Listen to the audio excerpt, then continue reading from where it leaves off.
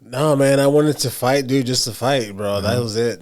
I wasn't going in to make any money. I wasn't going in to have any Represent. fame, Yeah. represent. No, dude, it was me because I Mm-hmm. love what I was learning. I love that I was doing something. Yeah, I just loved that. Like, I wanted to go to war. Right. Like, that's all I can think about, you know? Was I needed to go destroy. Right. Destruction, like myself, whoever's in front of me. Like that's how I put it. You know, I was like I'd go that dark into it. You know, Mm-hmm. like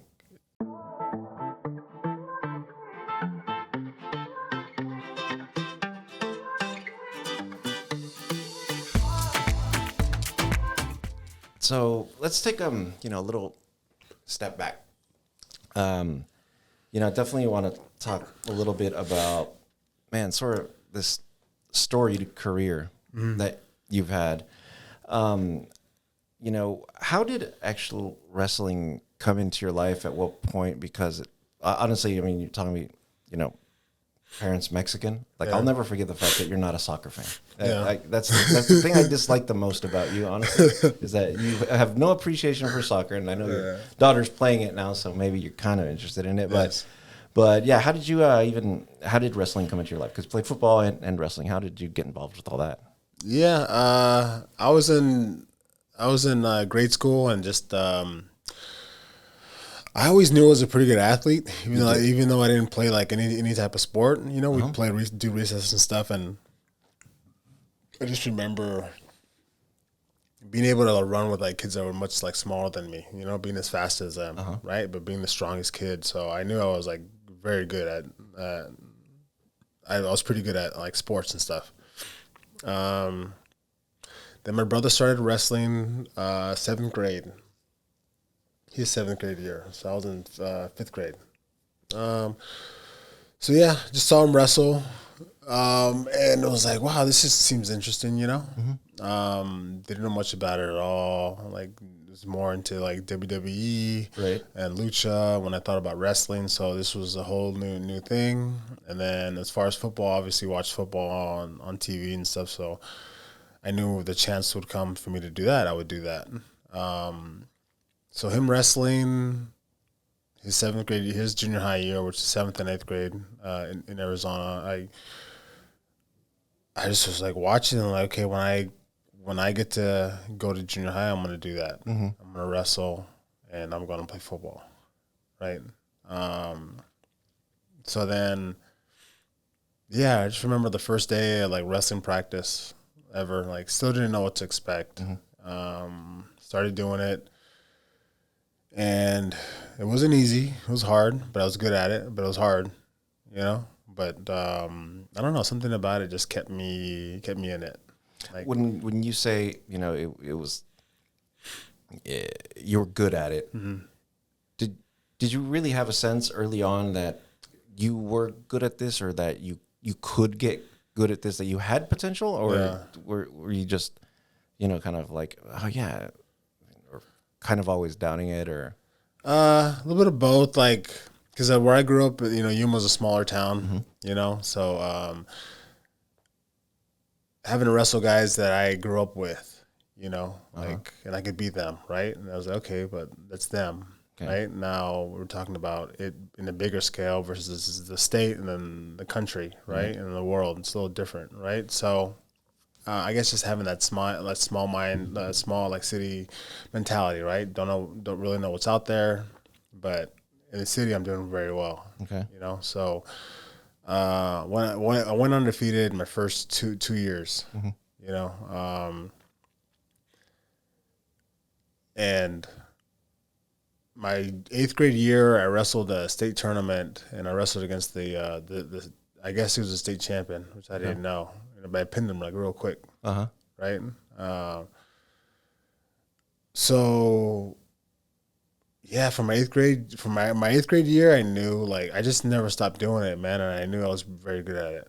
I just didn't know how good I could be, but Mhm. I'm like, and I just wouldn't stop doing it, you know, Yeah. like football, wrestling, back and forth. I just kept in it. Like that was where I was learning, you know, necessarily school. Like it was kind of like I don't know, for me, it was kind of dragging me down, Right. you know, like Right. in that aspect of it. But I kept, you know, I had to keep You had to go to doing school it. to I do had to it. go to school and I had to like get certain type of grades and all that stuff.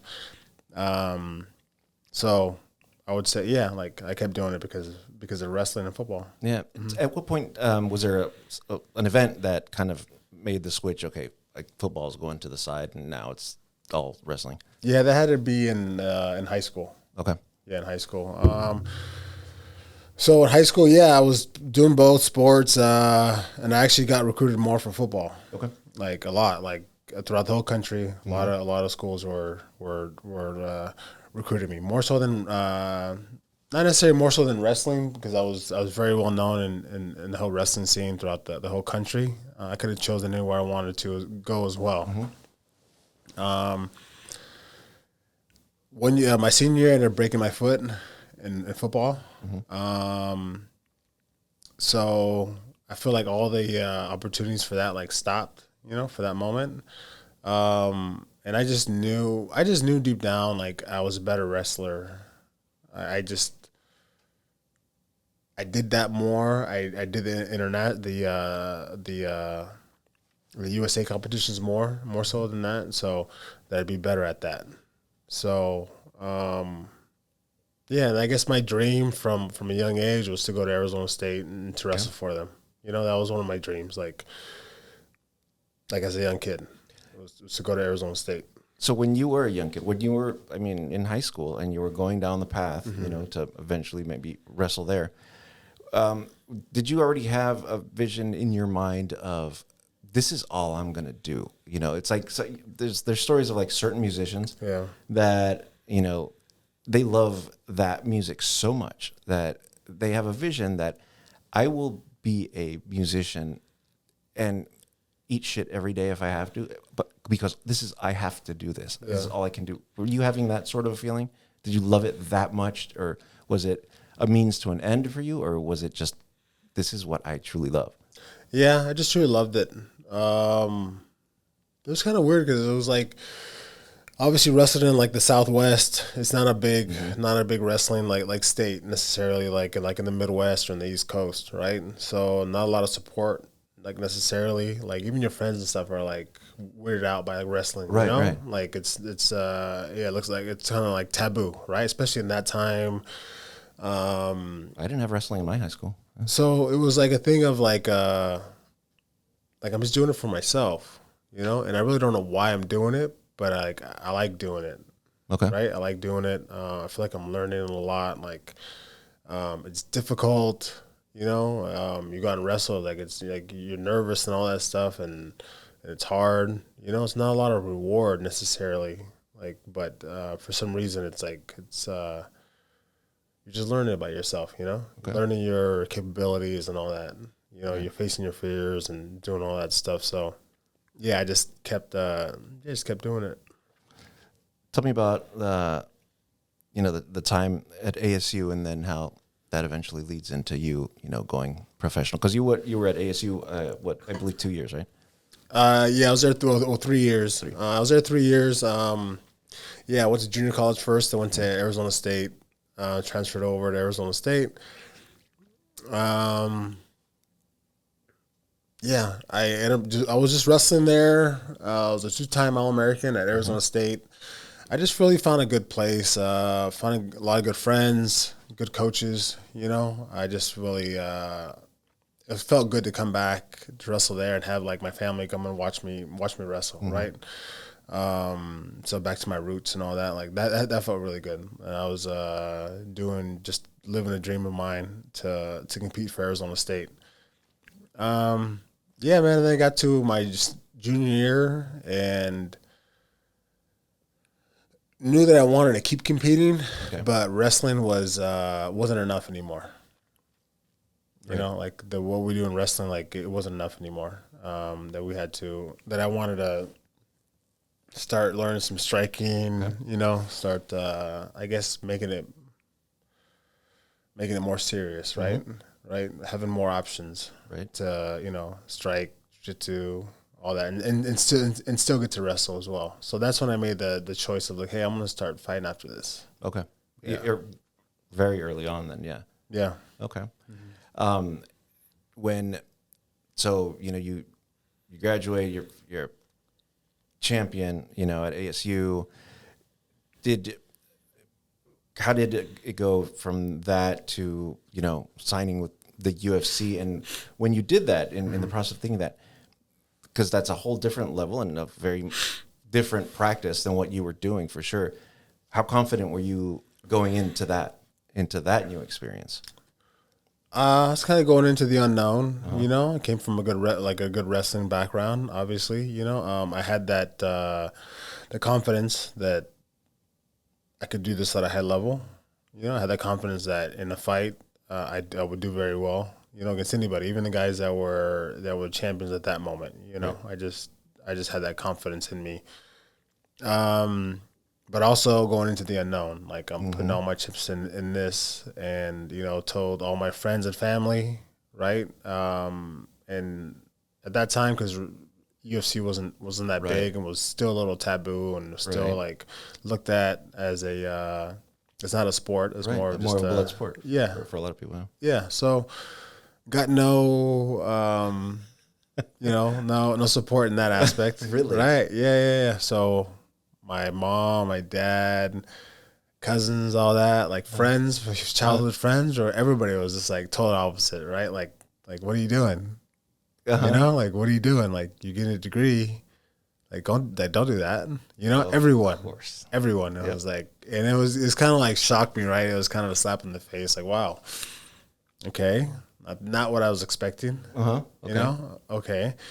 Well, I just was like, well, I'm going to do it. And, we just got to wait and see like what happens, but I'm going to do this.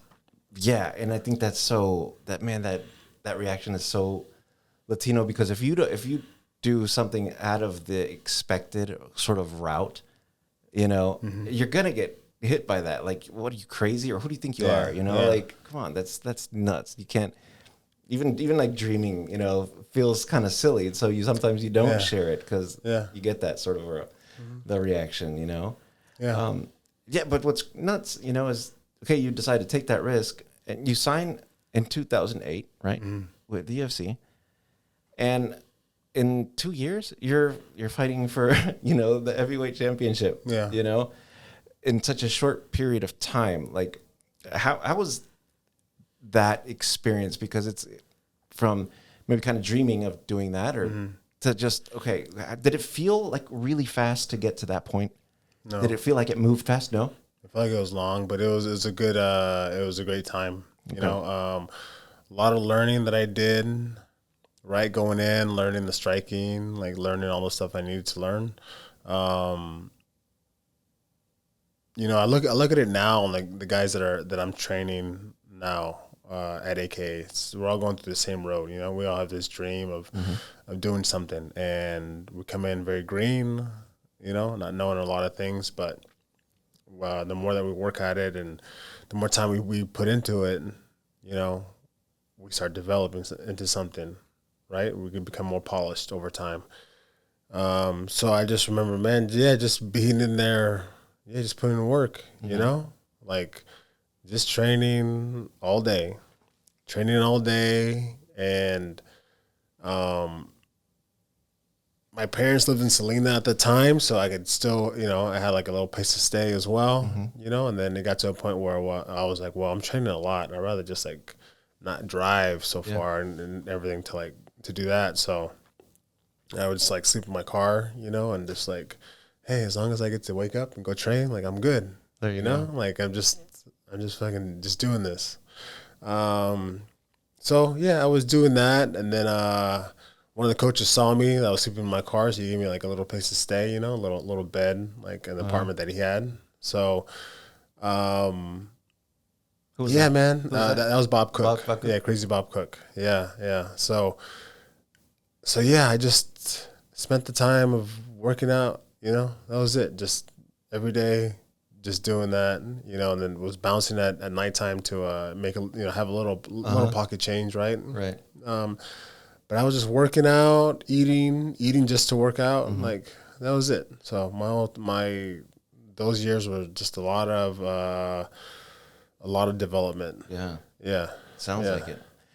You know, I don't want to like fast forward too much because I mean, you've spoken a lot about, you know, that period in time, but I guess when you go into that first fight with Brock, you know, and you win the championship, and I know you've always talked about you're very focused on the game plan and the studying and the game plan and going over the game plan in your head, you know, for the weeks and then the hours and the moments before that fight. But when you were going into that, at that point, were you so confident in your training, in the hard work that you'd put in your game plan, that you went in there saying, I'm going to walk out champion. I'm going to win this. Was there doubt anywhere? There's always a little bit of doubt, you know, because anything can happen, right? There's always a little bit. But I was very confident in the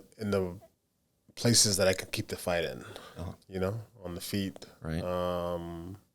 You know, then on the ground, like I knew I knew he would take me down, but I also knew that if I got on top of him, like I could do some damage there, you know. And it was a more thing. I was just confident in those aspects, so I didn't necessarily have an outlook, like an outcome.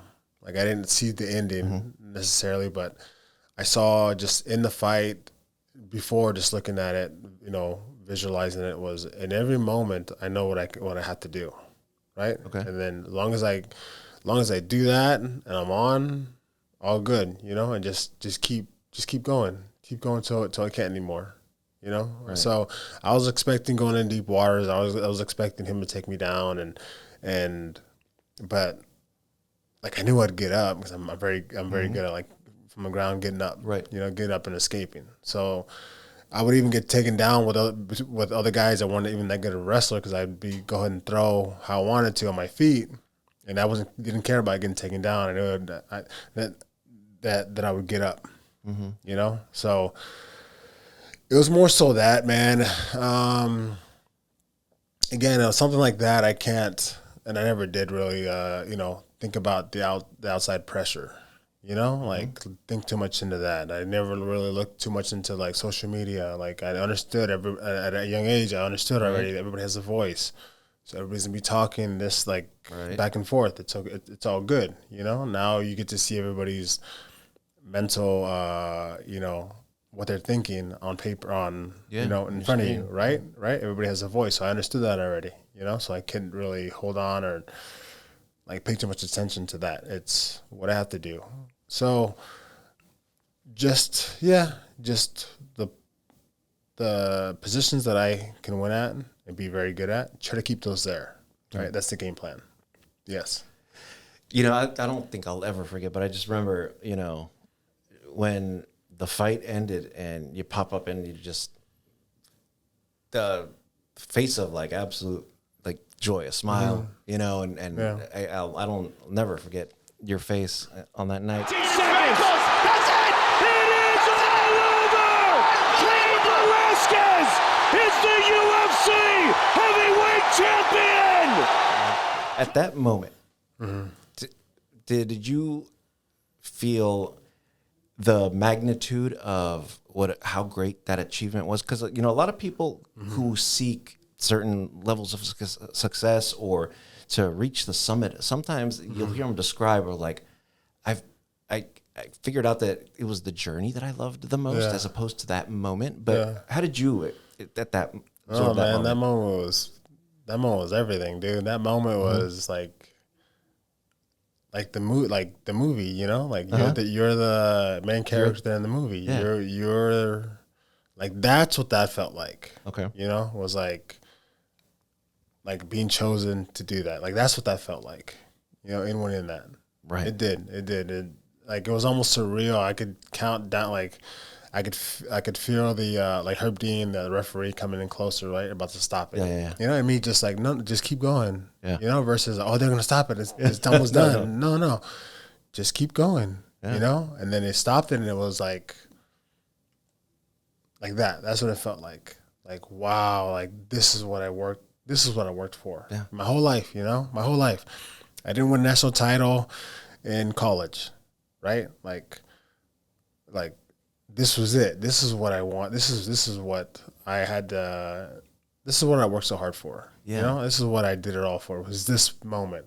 It was all worth it. Yes, just that one moment right there. That was and it. all Yeah. like, because it's not all just rosy, you know, training and you just get better and better. But there's a lot of frustration in that. Oh, yeah. There's a lot of torture and sacrifice, and that finally that pays off. That's just got to be just euphoric. Yeah. It was, dude, training's all of that, you know, injuries, you know, good days, bad days, you know, like, am I going the right direction? Am I doing what I have to do? You know, kind of thing. I'm putting so much time in, like, you know, being away from my family, being away from my friends, you know, kind of thing, being out of my element, just in a new place, new people. Right. And, I'm trying to do something that necessarily hasn't been done before in my case, right? So yeah, that moment was everything I thought it was. Like, I didn't know what it was going to be, but just that It's amazing. was like a final, just like an exhale, like oh wow, Absolutely. yeah. Ah, man, I'm gonna go rewatch that again. Man. It gets me all excited right now, man. But so, okay, the Latino aspect of this. I mean, there's because when you're a heavyweight champ, 2-time heavyweight champ, but I think in our community, the more important title is you're the first Latino to win, you know, a heavyweight championship in any combat sport. Yeah. You know, and I think that's kind of the way the community that not only the community that follows MMA but that follow Latino sports in general. You know, you brought so many into that sport, you know, and just sort of this is one of those few occasions where you get to see like one of yours, like do it somewhere where we didn't even know we had a space that important. You know, of course we've got such a culture in boxing for so long, but not in this world. You did that thing. Were you really aware of that, the importance of that? Was that something on your mind as you were coming up? No, Never.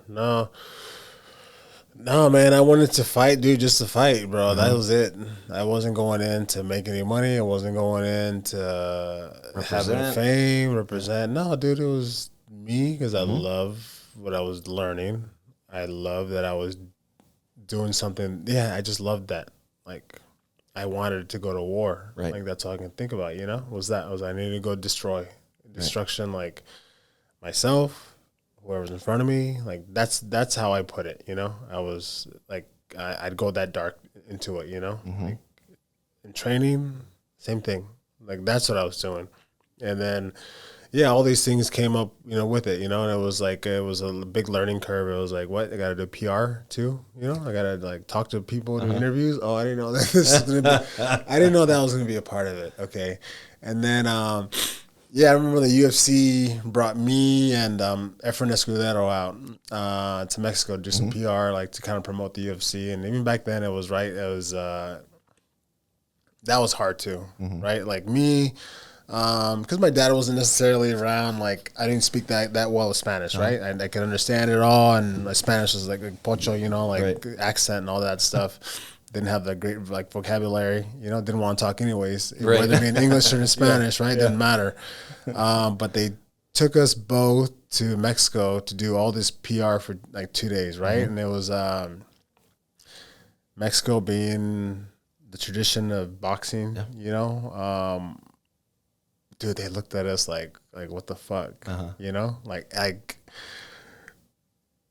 and I was just like, hey man, like, hey, this is what it is. I don't know what to tell you. I don't know, like, you know, like, but yeah, dude, it was a lot. Like in the beginning, it was a lot. It was fucking hard. It was hard to like do interviews in Spanish, and then also like not being like Understood, you know, like pocho, like they like this. Who's this dude? Yeah, you know, part of part Mexican, right.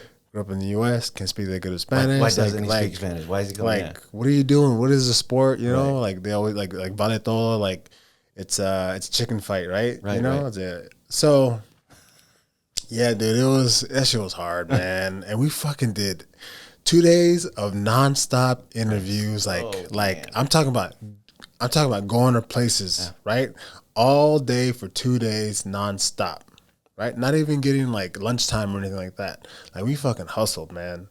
We fucking went to place, newspapers. There was a guy that was the PR manager for the Mexico side. His name was JD. Fucking awesome dude. Fucking worked hard. Knew what the fuck he wanted to do. So, yeah, dude, this is what we fucking hustled. Yeah. Got no respect. All good, man. But hey, all good. This is what we're doing. Hey, you like it? Cool. You know, I don't care. It doesn't matter. Like, it's all good. I love being here. Like, I love Mexico, you know. Like, I'm proud to be here. This is amazing, you know.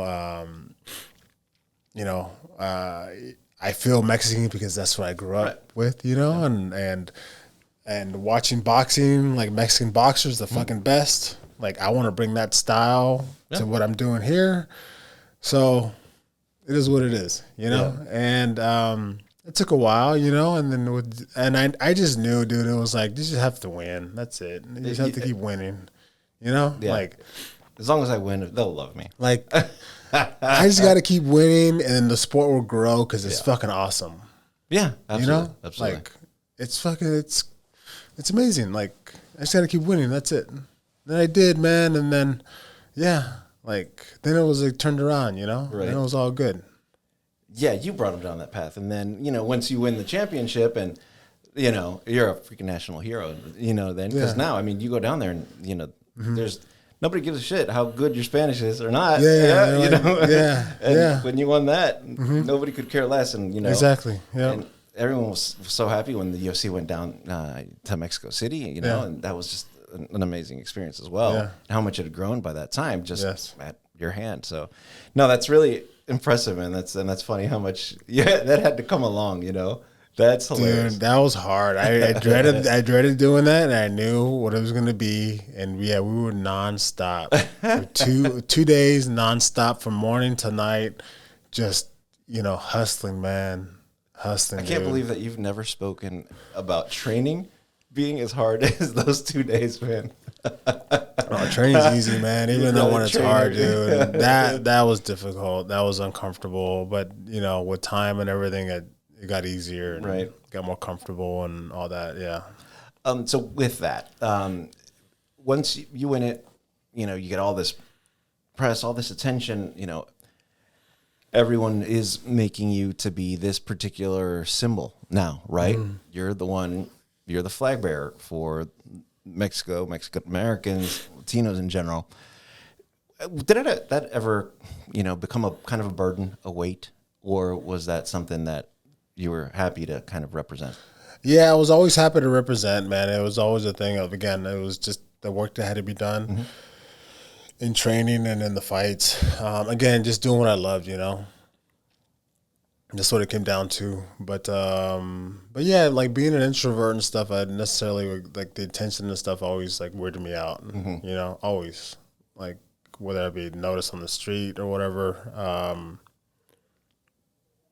I just didn't feel comfortable, you know. But I was getting that attention even like as a teenager, you know, as a little, like it started, you know, and I saw it, and then it just kept going and going, and again, I could always just do without. But the more and more I got around to it, the more I got comfortable with it, even though necessarily I'm not like totally comfortable with it. Right. Yeah. Got it. So fast forward a little bit, and you know, February 2019, you know, you suffer the loss to Francis, and you decide it's time to, you know, hang it up. You know, and go a different direction. Yeah. How, from a day-to-day standpoint, how drastic was that when you made that decision, when you finally made it public? How did that change? It was hard, man. I always knew it'd be like, okay, if I can't do this the way I want to do it, I'm going to go ahead and leave. You know, I'm going to be done with it, right? You know, and it got to a point where, like it was, like when I train, dude, I train hard, you know, and even now when I still do, like I just get lost in it, you know. I don't necessarily think about the consequences or anything. I push this till this can't anymore, you know, like this pushes this till it can't anymore, you know, like, and when this necessarily doesn't want to function that well at all, you know, like over and over again, it's like, yeah, you start just taking a look and thinking like, okay, this is the time, right, that I've like thought about over and over again. And it was hard. It was like, what am I gonna do, right? I was kind of lost a little bit. Like, didn't know what I did not know what I was gonna do. Did not know what I wanted to do. I've always loved being in the gym, fighting, and being a part of that, right? And all of a sudden, it's a big switch. You know, I'm very much just like focused on what I'm doing, not necessarily like I'm always in the moment. I'm never really thinking about the future, thinking about the past. You know, I'm like just Present. whatever's in the present. Yeah, is what I'm really focused on. So all of a sudden, it was like make that a big decision. The thing with that was, like, I was kind of done doing the surgeries and stuff, so I didn't even get the knee like worked on or anything. But I already booked doing a lucha event 6 months after that, right? And I was like, fuck, like, how am I gonna do that? Like, my knee's fucking torn up. Like, I can't even walk and learn how to walk different. You know, I'm compensating now. How am I gonna do that? I've already said I'm gonna do this, Right. you know. So I just did the best I could, man. I, got a big old brace on it, and just said, okay, I'm gonna still do it, right? Necessarily like not practicing at all, like didn't know, what I was gonna do, all of it, right? Just very lost in it all. And then we got that set up, working with AAA, Right. Lucha Libre, which is something that I've always watched as a kid. So I always had like I always like loved the history of lucha, and I believe that had influence on like in what I did. So yeah, we set up to do their big event, of the year, Triple Mania, which is their big event of the year. Didn't know anybody, anything, they brought me in as like a bad guy first, talking shit on lucha, and like I met all the guys. I was like, oh, I said that? Like, the industry stuff. And then, no, we turned it around to like, like what it is for reals. And that's just me being a fan of the sport. Right. Me being a fan of all the guys that are doing it.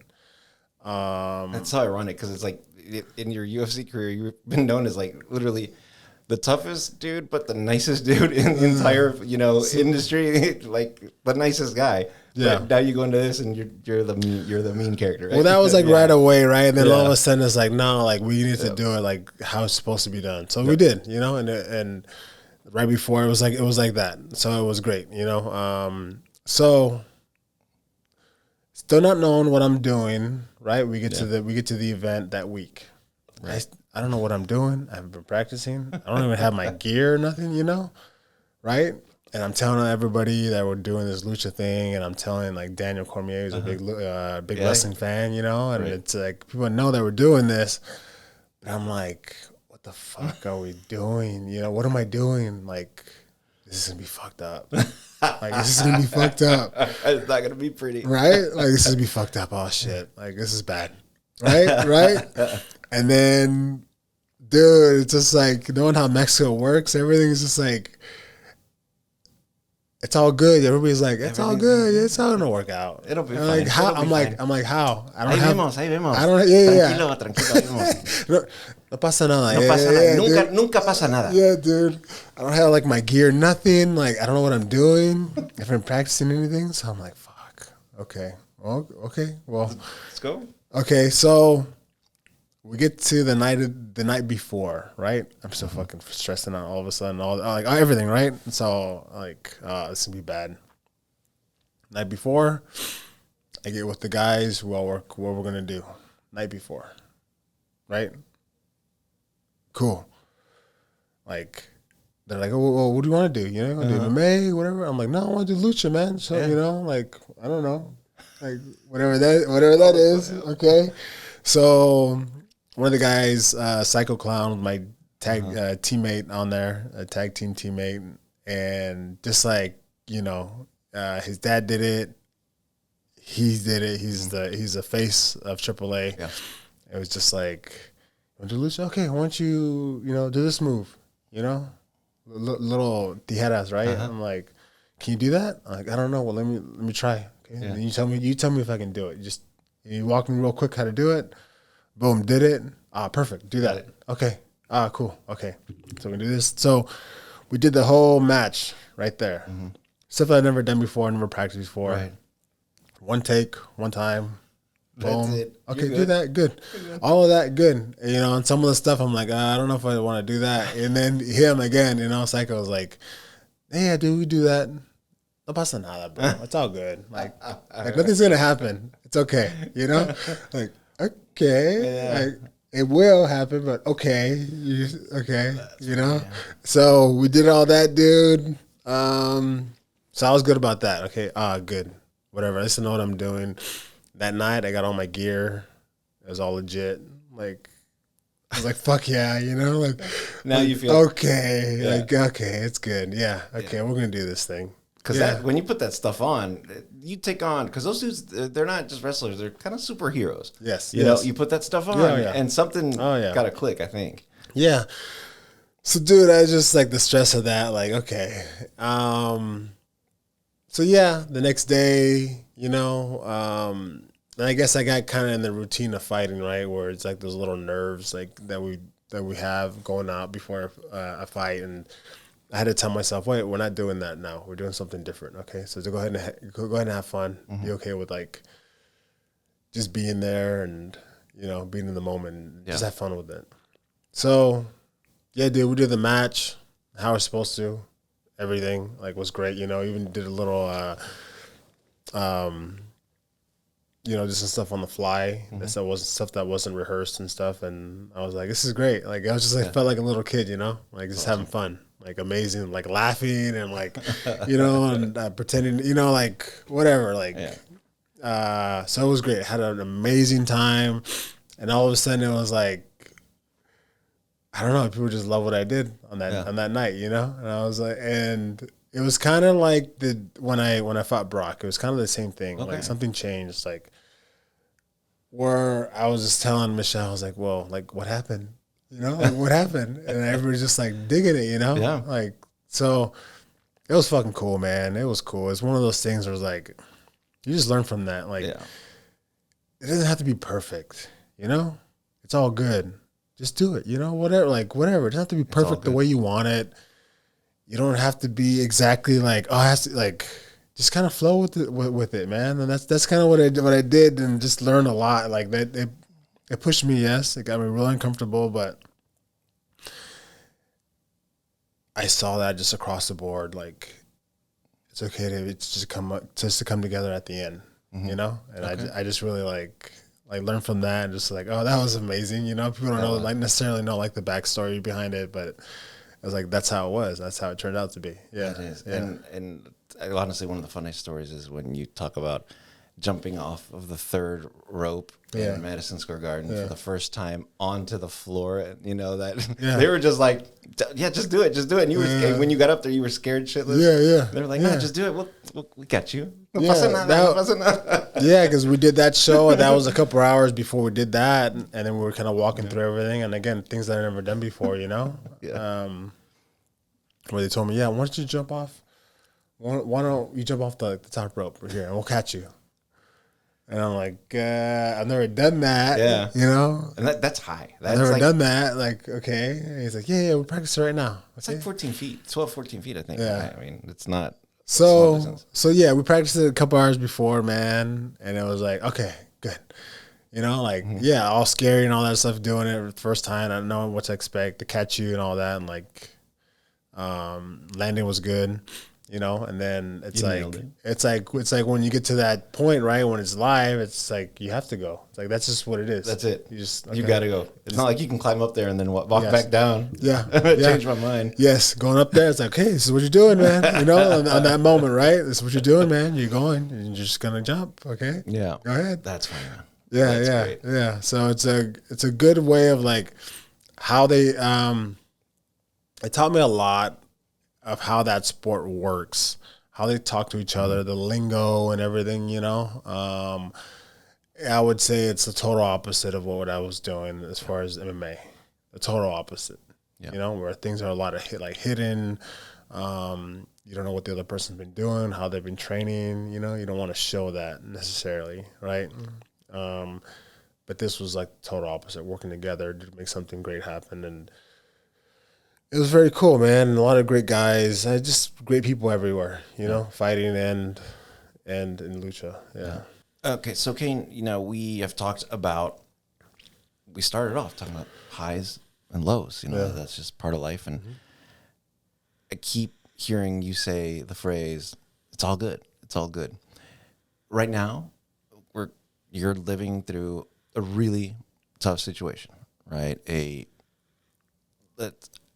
think I would say I would want to consider it a low, but while we can't talk about the details of the case or those, the very timeline and everything, and actually I'm not very interested in that.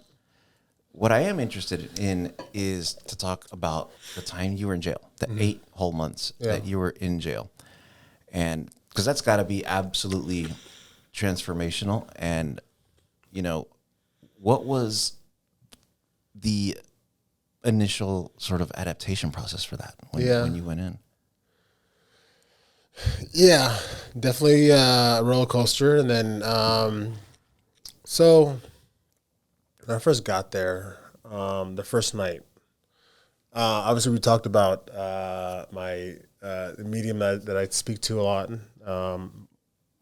Melinda, right? And she told me that my mom comes to me in butterflies. Okay, so I started seeing butterflies, and I just thought of her, right? It made me think of her. So not knowing what's going to happen or anything else. My first night in jail.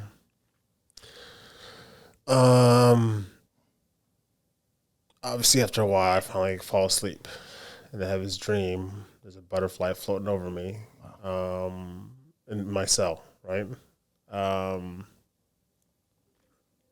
So, again, a reassurance of that I'm not alone. That people are there with me. My close ones are there with me.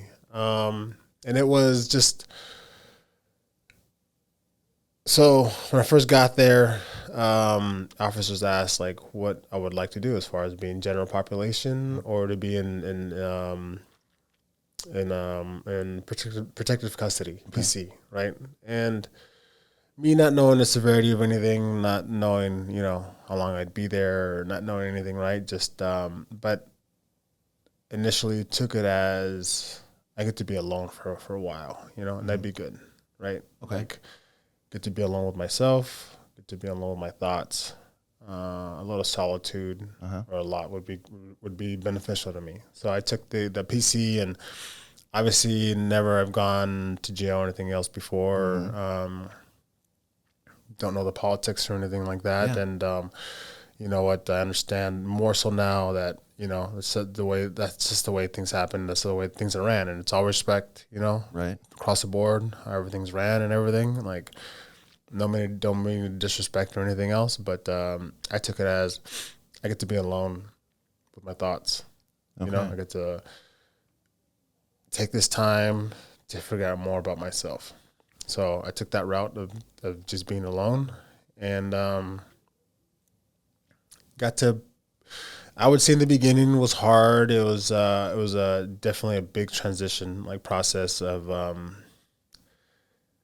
that. In that moment there, I'm all I have. That's it. No one else is gonna help me. I don't rely on anybody to make me feel better or anything. I have to make myself feel better. It's just me here. That's it. Right. So I'm my own best friend. I'm everything now. I'm the whole universe. Is right here. This is it. Okay. Right. I gotta find solitude and peace within myself. Right. I gotta think about everything, and can't fall off too far. Get too crazy, too wild in my thoughts. I need to keep them sane. I need to keep myself together. But was that a big fear? Well, it's just anything can happen, like being in a room for a while, like not having the freedom to go anywhere, right? Being in a room for the majority of the day, being able to, and always being indoors, before I went in, it was always like, like sunset, sunrises, look at the stars. Like I'm all about that, Right. being outside in nature, all that.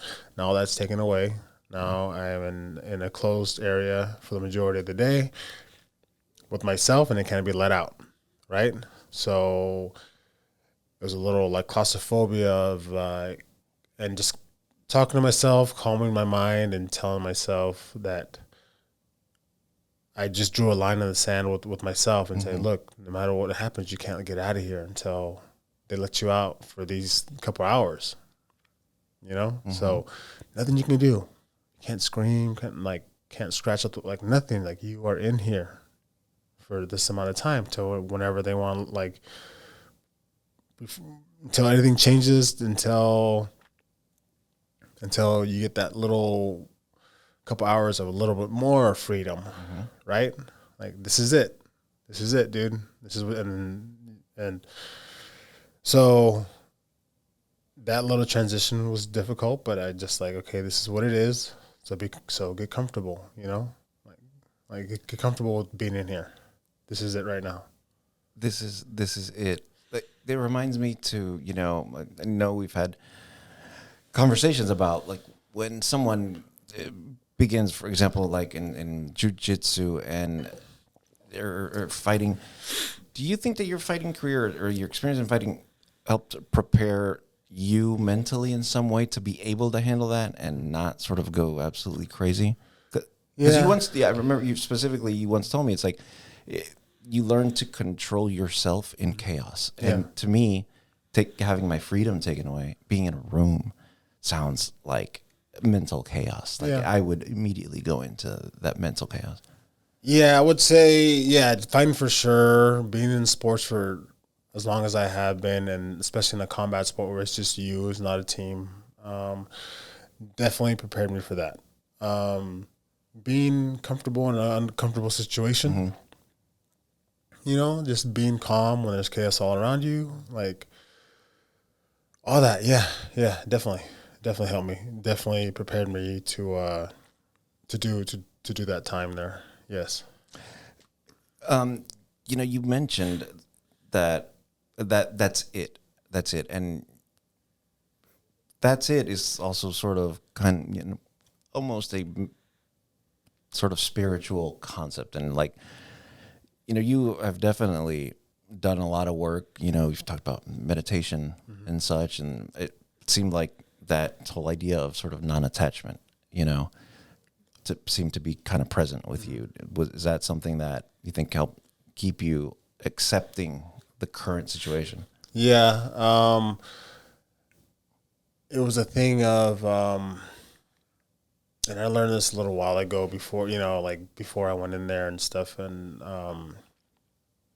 that I make my happiness. I do. No one else does. I do. Like, it's not what I have, what I achieve, what physical, things I get, with, third dimensional things that I buy. Okay. Like, I've done that, that doesn't make you happy. None of that shit does. Right? Like, you yourself does that. That's it. No one else, not the perfect partner that makes you happy. No one. Like, it's just you. You yourself creates it all. Right?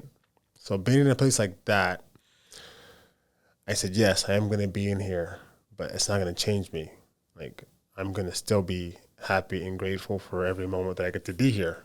I'm still experiencing life. I'm still experiencing what this place is, and that's in here, it's here. Like, like, just because I'm in a certain place doesn't mean that it changes me, that I start hating where I'm at. Like, no, it's like nothing around me makes me happy versus like being in an amazing place, like, or in a shit place. Right.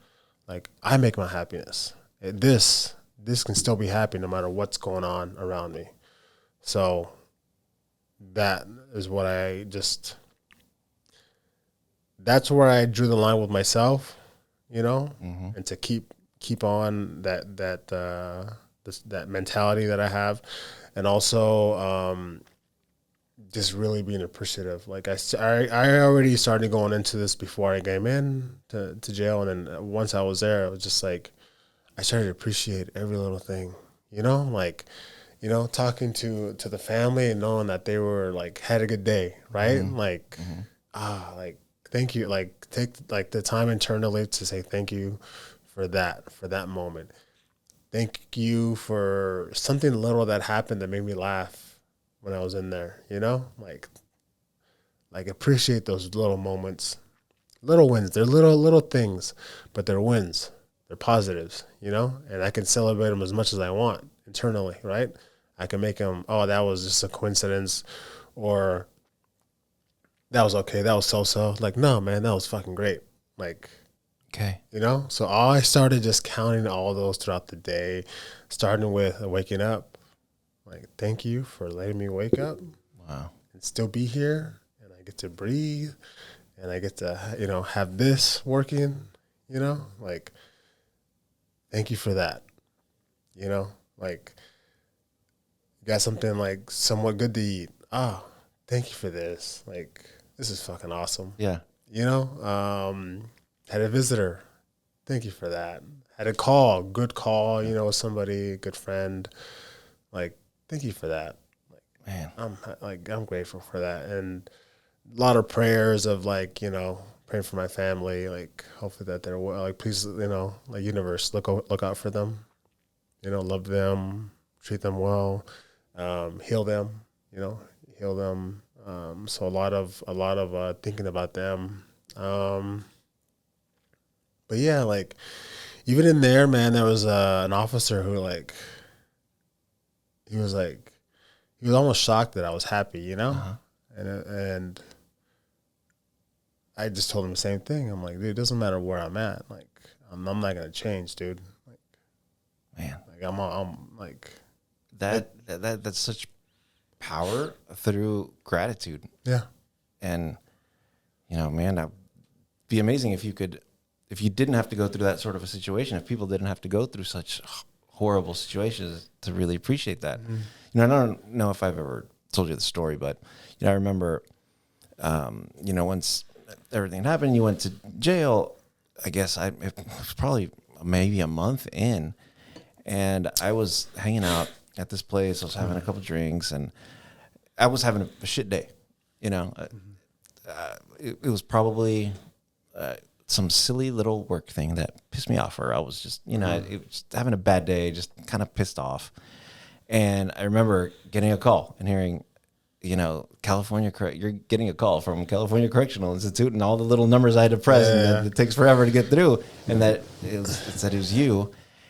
And when I picked up, honestly, I had a little bit of a moment of panic to myself, because I was like, what the hell am I going to say to him? Like, what can I say to him? Yeah. And it was awkward, and I was like, shit, like it was hard to, and then you got on the phone and you told me so much of the way you are expressing it now, but in such a level of optimism, man, that it was shocking and awe-inspiring. And we probably spoke for about half an hour, and I hung up, and I remember going home, and I walk into the kitchen with my wife, and she said, "How was your day?" And I was like, and I just started crying, because I was like, my day was shit. And Cain finally called me, and this dude made me feel better about my day, made me feel like, what in the world are you complaining about? It made my stuff that I was dealing with, and everyone obviously has stuff to deal with, and it all matters and it's all important, but it brought the magnitude of it down so much. And I was like, man, that is absolute, just pure spiritual power that, you know, and I've got to somehow try to tap into that on an everyday basis, you know, and meditate on it. But man, I cried like a baby, and she was like, that's great. Feel that, you know, feel that. Don't try to suppress it, because she's got a joke with me, you know, like every feeling I get, suppress it, you know, or maybe have a little drink to not feel it, you know, or distract it with, you know, a material thing or PlayStation. But man, you really truly affected me that day, and I will always be very thankful for that moment, you know. That great. Yeah, thank you, man. Hell yeah. No, absolutely.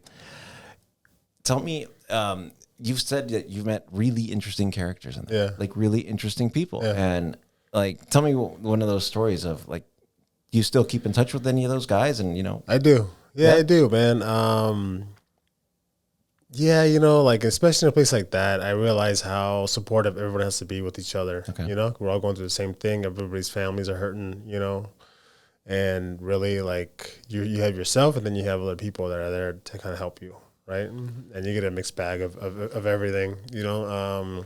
Again, people brought up a certain way, that go down a certain road, but I guess it was kind of a culture shock, you know, when I got in. Everybody's a little different, right? Like, facial tattoos is the norm, right? So it's like, oh shit.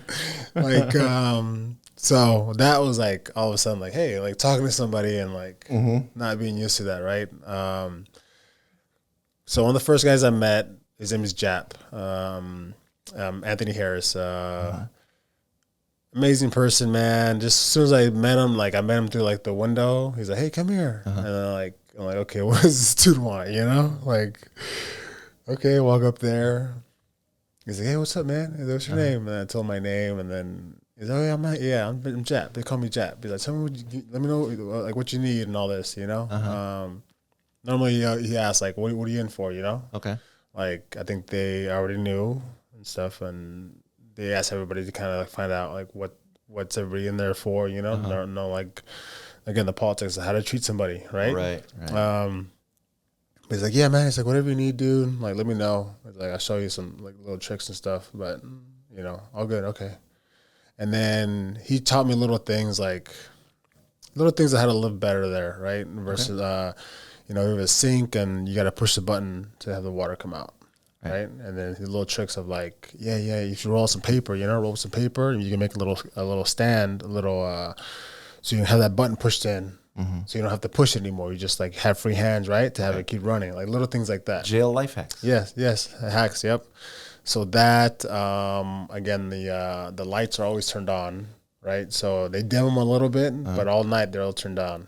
So he created a little string, and he put like some clothes over it, so he like at nighttime he can like dim it, right? Dim it more. So things like that. Okay. You know, little hacks here and there. So he just really helped me get more comfortable in there, and he was always just very, just himself, you know, like not knowing what he did on the outside or anything, but just himself.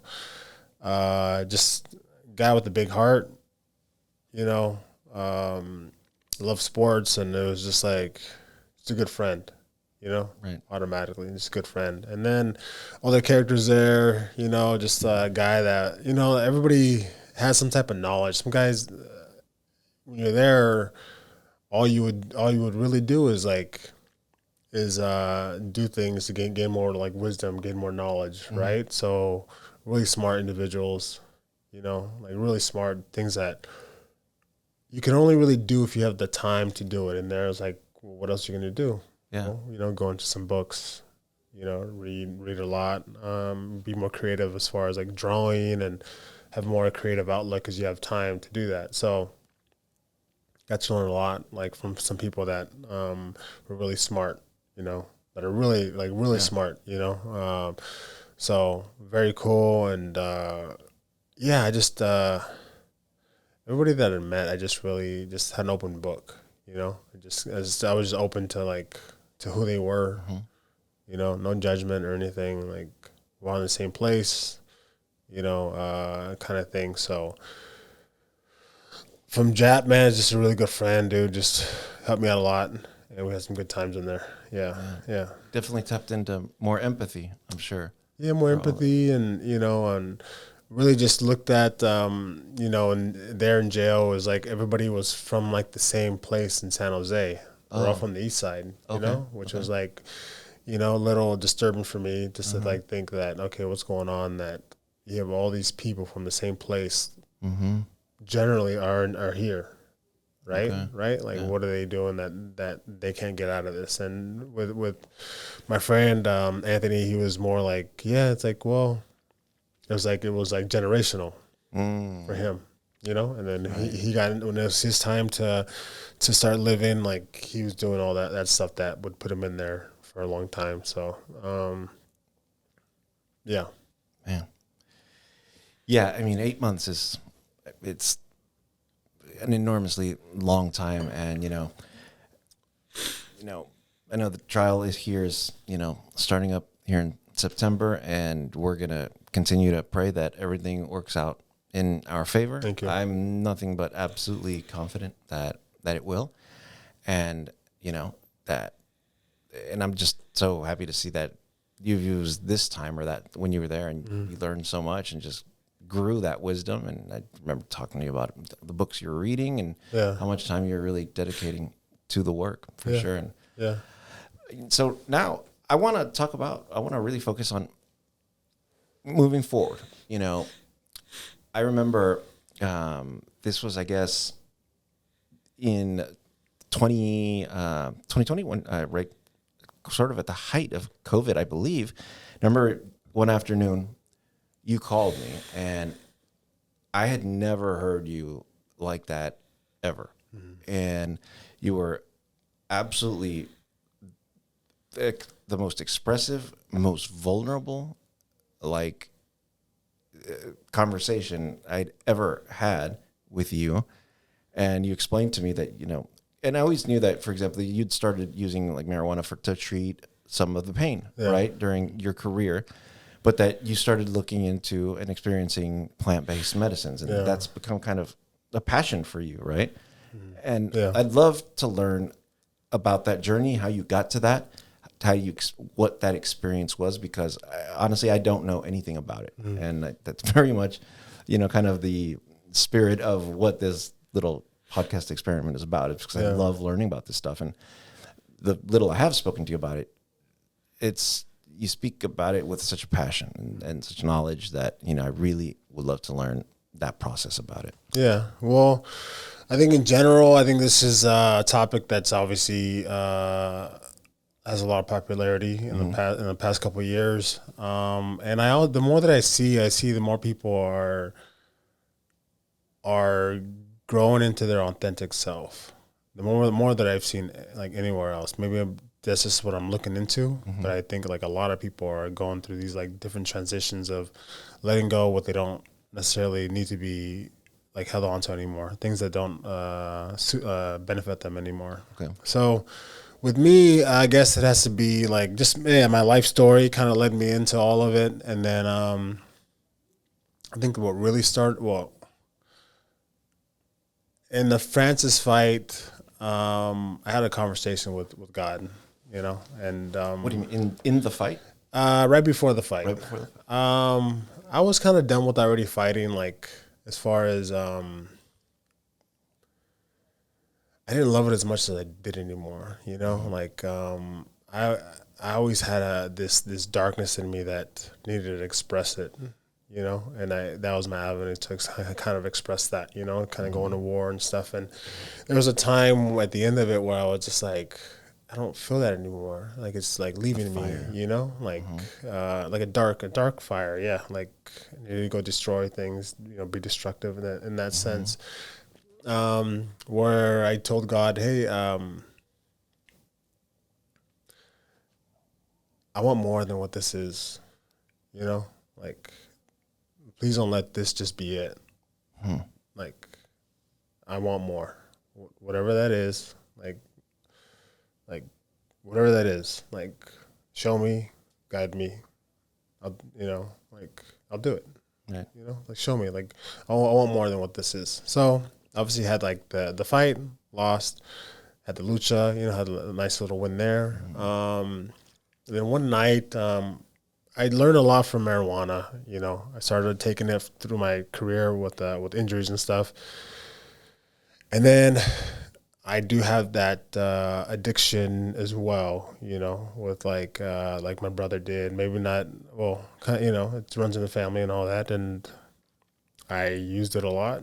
I learned a lot from it, a lot of good stuff from it, and abused it, did everything with it. Okay. Right? Like I figured it all out, like enough I could for myself. Right? So I use it for meditation. I used to love to just smoke weed, meditate, and just fucking like end of my day perfect, and then do a lot of things high and stuff. And it really helped me get out of my shell as well a little bit and think more intuitively than I was before. But I started getting to a little bit more like what's out there, right? I guess you call it spirituality, whatever. It's just what we are. Not the more I look into it. I saw this video on YouTube on how to connect with your spirit guides, right? So that night before I went to bed, I did exactly that. Like as I was ready, I'm like ready to start tapping into the other side, and I asked like, spirit guides, I want to have a more meaningful relationship with you. So that night, went to bed.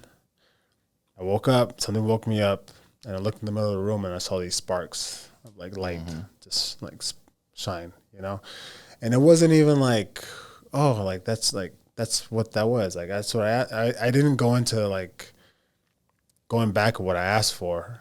It was almost as if like I was in a mode of like, oh, that's what was supposed to happen. Okay. Like, yeah, of course. And then just went back to sleep, and then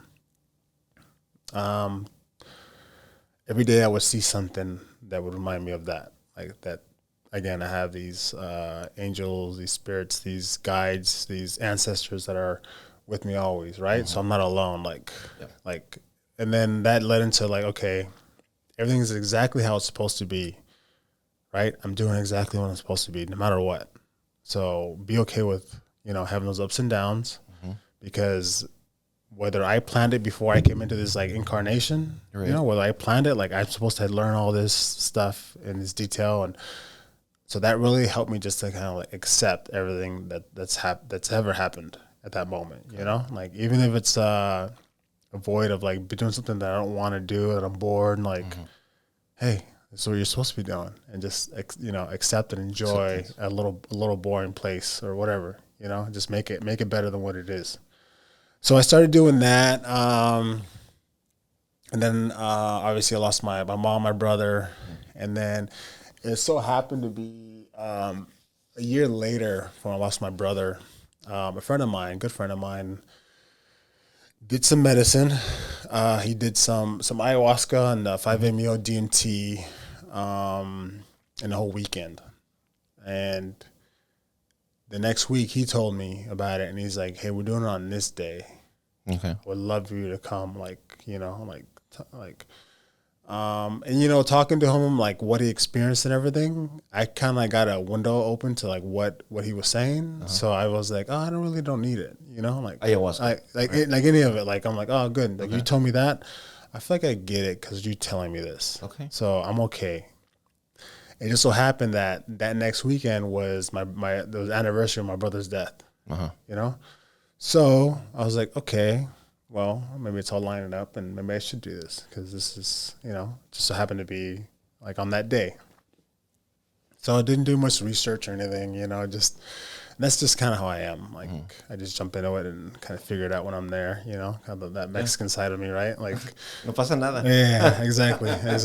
So, yeah, man, we do it with a good group. We do ayahuasca, and dude, right away, man. One of the guys is like, he's like Cain, the guy's serving. He's like, if it was me, I would take 2 cups versus 1. Okay, that's just me. So then I looked at him like, yes. So like 2, and I mean throughout the whole day I took a lot. you know, more than 2. And then I got really like drunk in it. But as soon as I started feeling that, as soon as I felt that, what the medicine was doing, I was like, I'm down. Like, I'm in. Like, I know you, medicine. I know you. I've known you forever. Like, you make me feel more comfortable with myself than I ever have before, ever in my existence. In that moment, like, I know you. Yes, I will follow you. Like, all good. You know, like, I was finally myself ever. Even alone with myself, I was finally myself at that moment. You know, this medicine, like, I knew so well. Like, I know what you are. You know, and yeah, man, my experience right away, dude, I just saw all of life as being perfect. Perfect how I made it, how I designed it, how the universe designed it for me, in conjunction with myself, you know, like, it was that. It was everything that I had gone through was exactly what I needed to go through for my progression in this lifetime. Okay. So there was no more like this baggage that I was holding, you know, like forever, things that I didn't even know I was holding on to, things that were programmed into me by my parents, by society, of what to do, how to be, how to live, how to eat, you know, like what you should accumulate, what you should, you know, all of that, like, cleared out, right? All that was just cleared out. And when you say you saw that, where is it and I'm sorry if it's like really basic questions because I'm just trying to understand. When you say you saw that, because I have heard people that do ayahuasca to treat, you know, trauma, for example, or specific pain that they experience, like really ugly stuff, that they actually have a physical interaction with somehow that pain or that trauma is represented almost physically. And they get to observe it and see it in its face. Is that sort of like what you're talking about? I think everybody's experience, everybody where they're at mentally, emotionally, the way they've grown they all interpret it different. For me, I've always been very numb. That's why I've always gone to like extremes of everything, physically numb, emotionally numb as well. But what I mean by that is, I saw everything that I went through and things that I thought were hard, things that I thought were difficult or sad or whatever. And I'm just like, it's all good, man. It's beautiful and all of it, you know? It's beautiful. Like I had to go through those things and I appreciate those things because that grew me into what I am today. Right? And it doesn't matter, like, jealousy, hate, envy, all that shit is just, it's an illusion. It's fake. Okay. You know, that's bullshit. It's all bullshit. It's all fake. Like, I started looking at relationships between me, like my loved ones, my family, all that, and I was just like, fuck, we just love each other. Like, that's the truth there. We just love each other.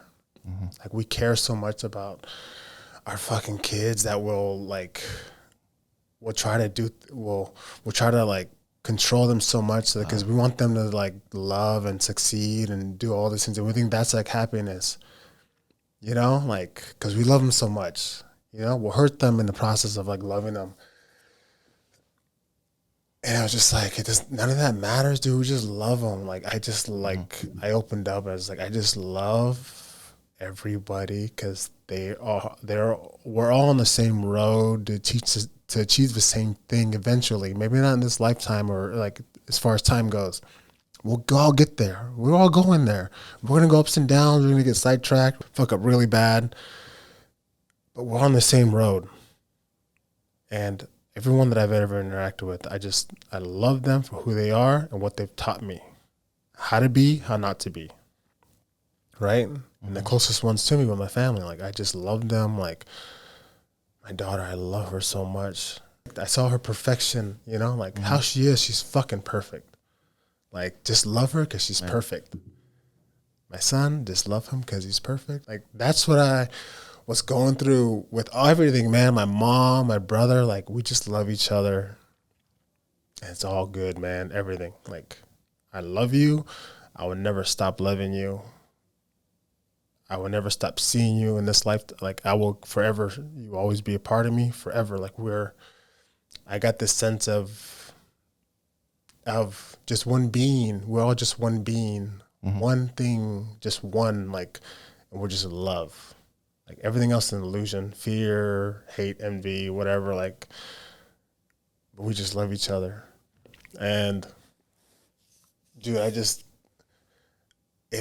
it was so beautiful. It just made me laugh for hours. Like, it made me laugh of how beautiful everything was, how silly I thought things are, like silly, like things that I'm into that don't mean shit. You know, really in the big scheme of things, like physical stuff, like cars and all that shit. I love cars and all that, but that doesn't mean shit. Car is what it is. It's a car, you know? Okay. So I laughed and I laughed so much I was crying, dude, for hours. Like, it was fucking amazing. Like, I got to let go. I got to just see the beauty in everything. I got to be myself, be comfortable for a moment. Yeah, I got to go be with my ancestors for a while, you know, in a closer way. Got to be with God, the universe, and see what God is. That's forever love with consciousness. You know, the more you conscious you get, the more you realize that you're just pure love and enjoyment. Like, that's what you are. That's our ancestry, right? Is we're that. So I had the fucking best time. Yeah. Best time of my life. Yeah, that wasn't smoking a joint. No, that was not. That was that's definitely a whole other level of discovery for sure, for sure. And yeah, no, thank you for sharing that. It's like my family's from Peru, and I know how important that practice has been for thousands of years, and how respected it is. And I understand how many people are going down there to sort of experience that and treat themselves. Like, do you see yourself, you know, in the future, doing more research into this and seeing, you know, the benefits of it and how others can be helped from it? Is that something you see like you want to be doing?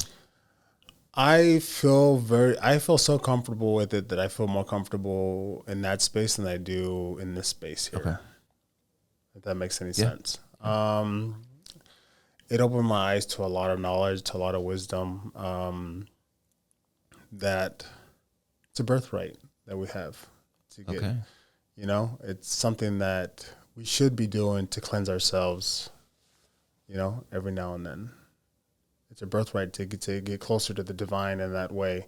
And I don't think you have to just do it with medicine. I think there's other ways of doing it, you know, meditation, you know, breath work, whatever works for you, all good. There's certain people that aren't ready to jump that road to do some medicine. That's okay too, you know.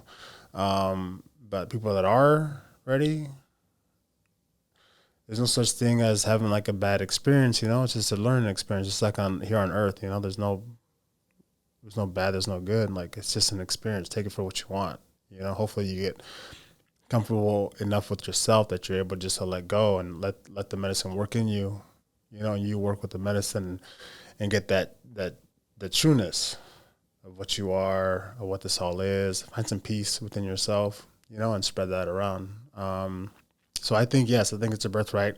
I understand why it's illegal. You know, it's a lot of power to give to somebody to really know who we are, right? To know who you are. You're not controlled anymore. You know what to eat with. No. You know the truth now. What you should be doing for yourself, not bullshit consuming and all that. Like, that makes you happy at that moment. Cool, it does. You know, and I think everybody goes to that time of living here on that 3D where we find a little, you know, pleasure in that, but it's not real pleasure. You know, so in that, just stripping away things that don't suit you anymore. Right. That aren't your pure authentic self. and that's what that gave me, and that was a very profound experience that I had with ayahuasca. Yep. You mentioned a book once that you thought was pretty important. Yeah. So, yeah, this is one of the first things that I started reading. It was the Kabbalion. The Kabbalion is 7 Hermetic Principles is what it is, and I didn't know why I was reading it, but I just kept reading it over and over again. It's the writer is said to be Thoth the Atlantean. He's an Atlantic priest that made these principles of the universe of how to be, how to live, right? So to me, it all just made sense. Like, even though I didn't really get all the book, I just kept going over and over it. This is before I did any medicine or anything. Just kept going over, and I'm like, there's some truth to this. Let me just keep looking in. 7 Hermetic Principles. I don't necessarily know them all off the top of my head, but the first one is the universe is mental. Universe versus mental. No, the universe is mental. Oh, universe is mental. Okay. So the universe is mental. So all is mental. Everything. Okay. So you got so going into the second one is correspondence is as above, so below. So that when I did medicine, it like brought it even more light, or I feel like I understood it more, where everything that you are, everything that you see is in here. So the whole universe is all right here. You are the universe. You are a representation of the universe in this form. Okay. So a representation of all, a representation of God in this form. Wow. I'm in same thing as in this form, and it's all in here, everything. Like infinite love, infinite power. It's all right here. So as above, so below, right? And then I started seeing like that in everything, not just in people, but then I saw it like in space and air, in like animals. We're all the same being, just a different representation of that being, of whatever we want to call God or whatever we want to call the universe. It's really interesting that you express it that way, because I recently read a book by a Franciscan priest. His name is Father Richard Rohr, and his book is called The Universal Christ. Okay. Yeah. And he very much describes how God can be found in the interaction between two people, the way a mother loves her child, the way your dog is so happy when he sees you, that feeling, that essence. And that, he indicates how we've tried to control God himself and shape God. We are trying to control what God is, but God is in everything, and we can't. And, and that's so interesting that you would describe it that way. Yeah. So so the medicine is what kind of helped me, is what got me to there. Obviously it was working with the medicine, working with myself, in that space, but it was, so the Kabbalion is what I read over and over again. When I did medicine, it really helped me to combine it all. Like when I was in the medicine, I was like, oh yeah, like yes, of course, like this is exactly, yes, I get it now. But then when I did do the 5-MeO DMT. I tried that, toad venom, which is a frog from the Sonoran Desert, and I have my ancestors are from the Sonoran Desert. Okay, so I feel very connected to that. Sure. Well, before I did it, I didn't know, but I understood that it was from there, and my family's from there. My grandma, she was Yaqui Indian. Yaquis are the ones who are in the Sonoran Desert. Long, crazy history of like, obviously, like a lot of Native Americans having like a genocide on them. Sure. Genocide on them through Spanish and Mexico, right? Both, right? Like just trying to wipe them out.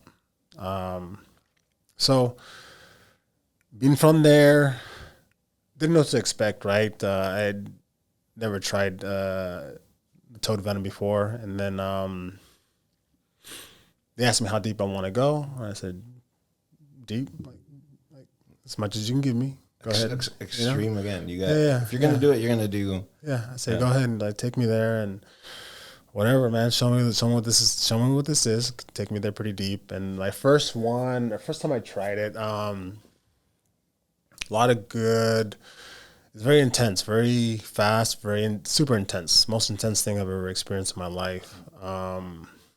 It's like I was on the most intense roller coaster that I could ever imagine, like ever. Like if I can put my human words to something like that, right? To any other medicine, is like I'm trying. Something that I couldn't take. I couldn't take all of it. There was so much love, so much power that I couldn't even like harness it, right?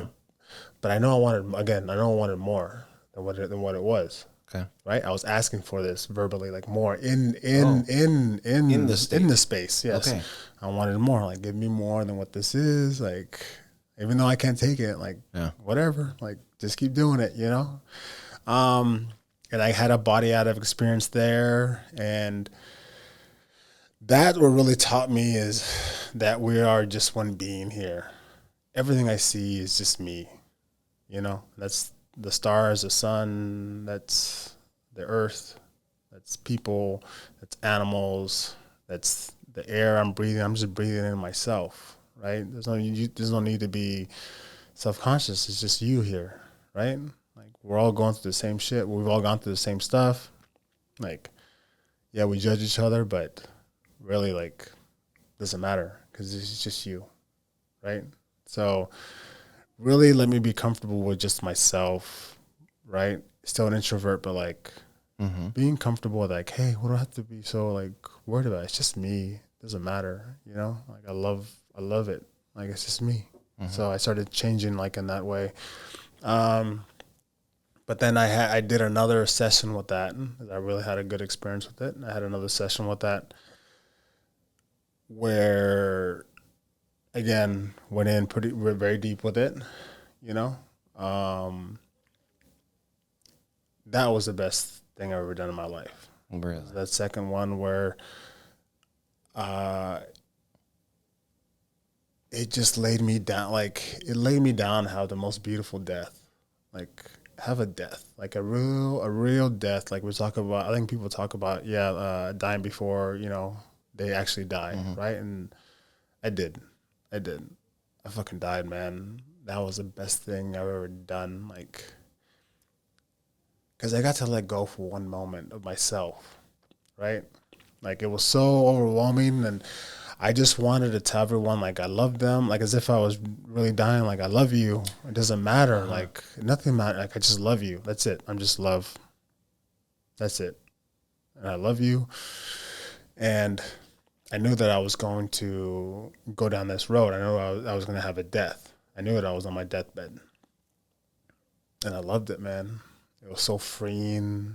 I got to be even more so myself. I got to be myself and like have no restrictions with myself anymore. Versus ayahuasca, like I got to be comfortable with myself. This, I got to be fully like unlocked. Wow. Okay. Right? Like they took the unlocking out of me and like, I'm free to be however I want to be. I got to finally just really let go of myself, of my existence for a moment, of everything. Like I got to just like let go for a moment and give in to this death, right? Just let go of full control of anything and let the universe take control of it. Right? And take me somewhere, right? And wherever, like, in that space, I was like, wherever you want to take me, it doesn't matter. Like as it's telling me that I'm going to die, I'm telling it, like, it's okay. Yes, I understand. Take me wherever you want me to go. I don't care. Yeah. You know, I'm with you. I'm down. Like, I'm in, man. That's fascinating. And yeah, dude, I got to let go, man. That was the best, dude. And like, just to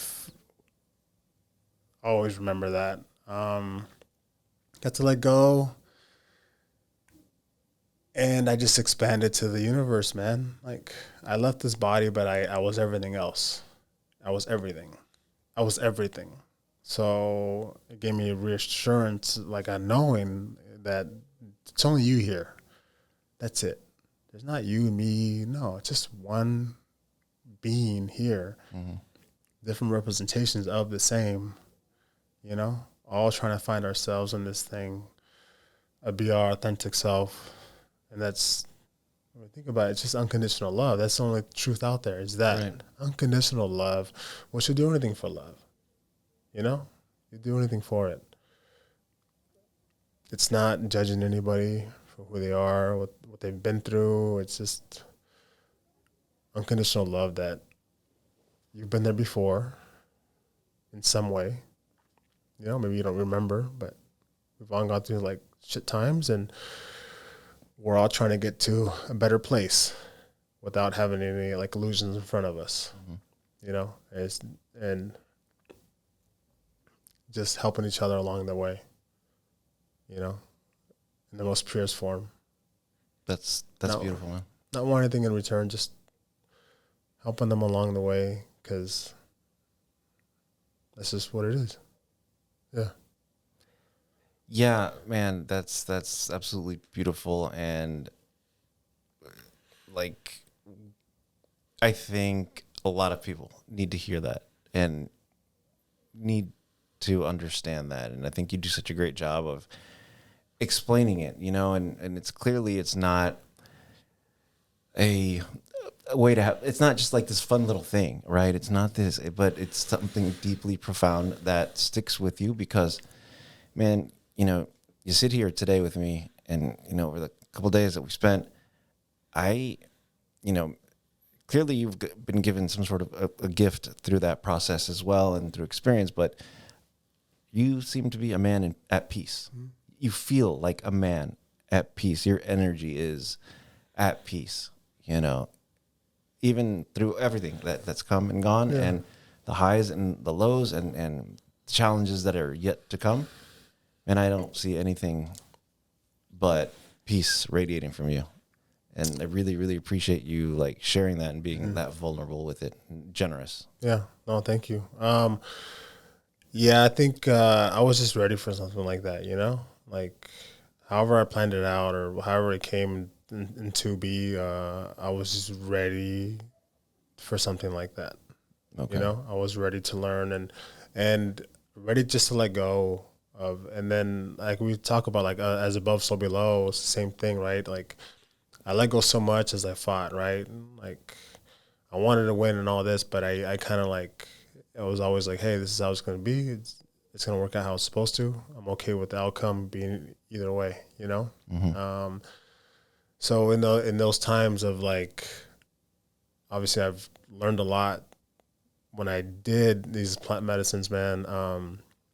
It was, again, letting go of the reins, just letting things happen. Just letting it all happen and being okay with accepting it versus trying to change it, trying to maneuver my way into this. I let it do it for me, me working in conjunction with the universe in that aspect. And I've just learned more to do that in my day-to-day. Just accept what's happening and go with it, and just have a good attitude about it and not trying to control so much, just giving myself up to the higher power, like just saying, hey, like I trust you, like I trust you, you're me, like I'm you, I trust you with like, because we're the same. You want exactly what I want, like the real truth. Like that's what I want. That's what I want, and you know exactly how I'm going to get there. So you may take me down these roads that are unfamiliar, that are hard, but it's going to bring me somewhere that I want to be, closer to that. So I really just learned to like let go in all of it. Yeah. Amazing, man. Dude, again, thank you so much for doing this. I really appreciate it and love where you're at. Love you, man, and thank you, it's brother. all good. Thank you, man. I love you, dude. Thank you for this. I'm pretty open now to like speak about things that I've, if somebody asked or anything, but I never necessarily done it like in this way. So thank you for giving me that opportunity.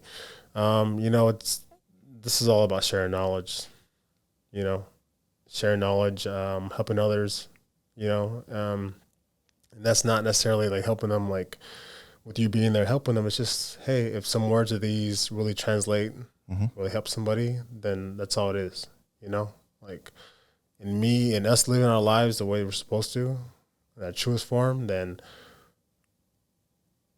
people are going to see that no matter what, you know, and it's going to help in some way, even if they're not ready for it. Then that's what it's about. It's helping the collective get to the same place. Couldn't have said it better myself. Thanks, man. Thank you.